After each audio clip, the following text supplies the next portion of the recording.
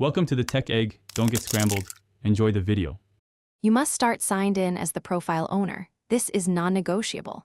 Once signed in, verify two-factor authentication so you can complete secure removal steps.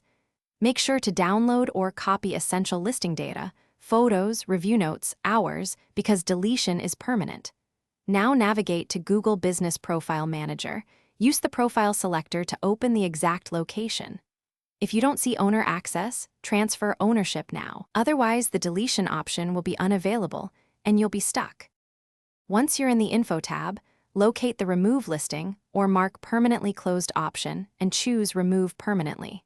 Confirm every prompt. Google asks to verify you understand loss of reviews and data. If the business has multiple locations, repeat these steps for each profile. Deleting one does not cascade.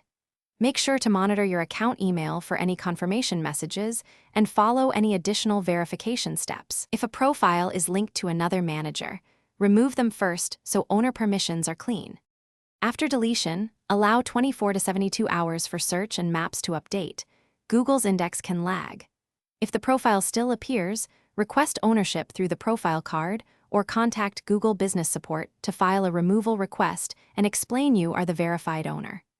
Make sure to keep your backups because deletion is irreversible and will delete reviews and photos.